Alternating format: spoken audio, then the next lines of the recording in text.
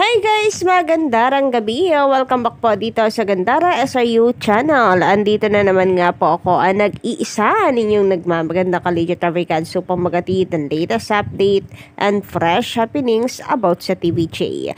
Mga balitang may kinalaman po sa Itbulaga at sa loob at labas ng showbiz. Kaya naman kung isa ka sa mga hindi pa nakaka-subscribe dito sa aking channel, maaari lamang po na pindutin ninyo ang subscribe button at notification bell para mag-updated at una ka sa nilalabas nating balita. Samantala ngayong araw ang atin pong mainit na pag-uusapan ay patungkol po dito kay JDL na kung saan meron pa rin pong nananatili na ay hindi po makamove on. Naghahanap po ng justice para kay Miles dahil nung birthday celebration nga daw po nito sa Itbulaga mga Kadavikans, itong si JDL may binangkit na pataba na interpretasyon po ng mga netizens sa pataba daw itong si Miles Ocampo na hindi po nagustuhan nila. Bukod dyan ay atin din pag-uusapan na ito pong pagsugod ni Atasha Mulak sa barangay na talaga naman pong kinagiliwan ng marami. Nakikita po nila na malaki ang magiging improvement sa hosting ni Atasha Mulak and gusto po nila na nasa barangay ito dahil kitang-kita raw po nila na nag-e-enjoy itong si Atasha. So malaman po natin yan sa mga susunod kung si Atasha ba ay kanila pong isasabak na dito sa barangay talaga.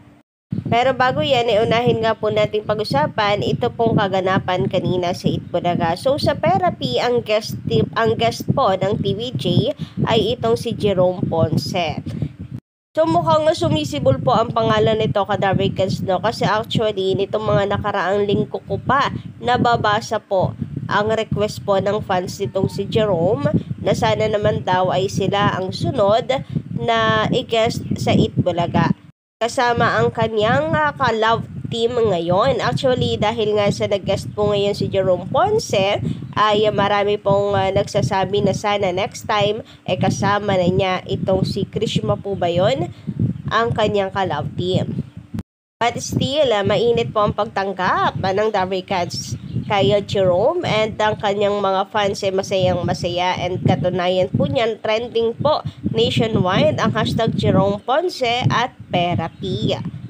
So maaaring ito po ang silent na tugon ng TVJ para po sa mga nagsasabi na walang budget ang TVJ para mag-guest ng mga artista at mga influencer lang ang kanilang mga abot or kaya ng kanilang budget. At the same time, para po sa mga nagrereklamo nung Sabado na bakit wala man lang pong guesting ang Itbulaga. Kaya para po sa mga masyadong apektado sa balita or sa chismis na kinakalat po ng bashers na nalulugi na ang Itbulaga, pabayaan nyo na po at huwag nyo nang pansinin dahil narito naman po ang pruweba. Kita naman po natin lalo na lately na ang bibigatin po ng guest ng TVJ. Samantala, masayang Friday na naman ang ating pinagsaluhan mga Kadavikans. Actually, ngayong araw na ito ay pinakainaabangan po ng mga Davikans dahil si Atasha Mulak ay first time po na sasabak sa barangay. Narito po ang ilan sa mga kaganapan kanina sa Itbulaga. Si Atasha Mulak po sa barangay, kung meron pong maintenance, si mayor, may kapitan, merong muse at merong dower guard. Si Atasha Mulak naman mga Kadavikans ay SK. Ayan, ibig sabihin sangguniang kagandahan. Grabe nga naman po talaga sa ganda itong si Atasha Mulak. Napakasimple po niya, manamit, pumorma, pero napakaganda po niya Kadavikans and kitang-kita mo na wala po siyang arte. Game na game. Si Mayor nga, naka-sunglass na, naka-sombrero pa. Si Atasha Mulak, wala. Nagbabasketball nga po ng nakapaa no? At napatunayan po natin ngayong araw na talagang si Atasha Mulak ay hindi po maarte. Kita niyo po yung background yung mga tao sa paligid niya talagang hangang-hanga po sa kanya and meron pong nagpipicture kasi napakaganda naman po talagang bata nitong si Atasha Mulak, manang-mana po sa kanyang mami Charlene.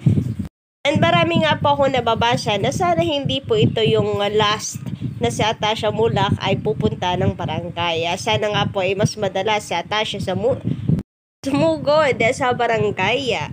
Hindi lang para mahasa pa ang kanyang hosting skills, kundi tuwang-tuwa po talaga at nag-enjoy ang mga Davao Cats na sa kakulitan din itong si Atasha. Bagay na bagay din po siya sa barangay. Sabi nga po dito sa mga tweet na atin po mga ka-Davao Cats, gawin po ninyo daily si Atasha sa barangay. Caring niya. Congrats Atasha on your first day sa Sugod Itbulaga TVJ. Sana nga po no mga ka-Davao Cats, kasi noon pa man babasa ko na po yung request ng mga ka-Davao Cats natin na sana po ay isa lang si Atasha sa Sugod Barangay, and ngayon nga po ay natupad, and nakita naman po natin na caring po niya. Sabi pa dito, ang saya, ang galing ni Tash sa barangay, nakakatuwa. More Sugod Bahay Tash, Atasha Mulak. Iba ang ganda ni Atasha sa aroma ganda. Grabe, bagay na bagay nga po kay Atasha Mulak guys, ang mag-endorser ng Palmolive. And naalala ko si Maine Mendoza din, minsan pong naging Palmolive girl. So sana nga po ay humakot pa ng mga endorsement itong si Atasha. Sabi pa dito, super enjoy ang Itbulaga today dahil kay Tash. Sana mas makasama pa siya sa Sugod Bahay Gang para mas mahasa yung hosting skills niya. And kitang-kita na nag-e-enjoy talaga siya. Grabe, sobrang walang arte ka talaga, Atasha Mulak. Hashtag legit Davicats. Hashtag Itbulaga TVJ. So sana naman Itbulaga, dinggin po ninyo ang wish ng mga ka-Davicats natin na more Sugod Bahay with Atasha Mulak. Samantalang ngayon naman dumako nga po tayo at pag-usapan ng patungkol po dito sa Justice for Miles Ocampo na pinagsisigawan sa social media. Ayan, makikita po ninyo dito, gigil na gigil. Ang sabi, Justice for Miles Ocampo, "Hoy Joey, nag-sorry ka na ba? MTRCB, ano na?" So, pinapagalaw na po ang MTRCB and gusto po ata masuspend. Kung hindi Itbulaga, si JDL maybe. So, until now, gustong-gusto po nila na talagang maparusahan ang Itbulaga dahil po doon sa pataba issue na yan. Hanggang ngayon, di pa rin pala tapos, ka-Davicats, at gusto pa na iparating ito sa MTRCB. So, hanggat hindi siguro nagsasorry itong si JDL, hindi ito titigil. Sabi kasi, "Hoy Joey, nag-sorry ka na ba?"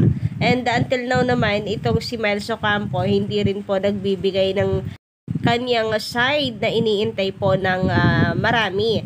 Kasi, titigil lang po ang mga bashers nito kapag nilinaw na po ni Miles na wala lang yon at saka ni JDL. Pero syempre, tayong mga Davicats, alam na po natin, gets na po natin, at hindi na po kailangan pa ng paliwanag. Sus ko po, kailangan pa ba ng paliwanag yon? And ang Itbulaga naman is hindi po umiikot lang sa mga bashers, no? Samantala, sabi naman dito ni Xiaolong, "Magandang gabi sa iyo. Baka naman kapangalan lang nung nagre-reklamo home partner yung in-announce ni Bossing na home partner winner, or mali yung contact number na na-submit. Paki-update po ng case na ito kapag na-settle na things." Yes, actually nag-message din tayo pero wala po akong response. Kumbaga wala po akong update pa about po dito kung okay na ba, maayos na ba, na-contact na ba ng TVJ. Pero parang malabo na maging kapangalan lang, lalo na't hindi naman parang common masyado yung name, ka-Davicats. At the same time, very, very coincidence naman pag nagkataon nga. So, communication between TVJ po talaga ang magiging solusyon dyan. Kung talaga nagkamali, kung may kapangalan, kapag kinontak, "Ay sorry kasi ito po yung nakaregister sa amin at nakakausap namin," for example, di ba? So yun, sana po ay nagkaroon na po ng communication between the staff and the winner. Samantala, sabi naman ni Pascual Nathaniel, "Alam ng TVJ Itbulaga ang ginagawa nila. Binigyan ng importansya yung mga mothers na kahit mga Darvicans ka ay mapapasaya na nila ang mga tao. Yan ang pananaw ko kung tunay na legit Darvicans tayo. So kayo po ba, ano po inyong masisaya patungkol dito sa naging update natin ngayong gabing ito? Pa-comment ka lang po dyan sa baba. And of course, don't forget to click the subscribe button and notification bell for more updates.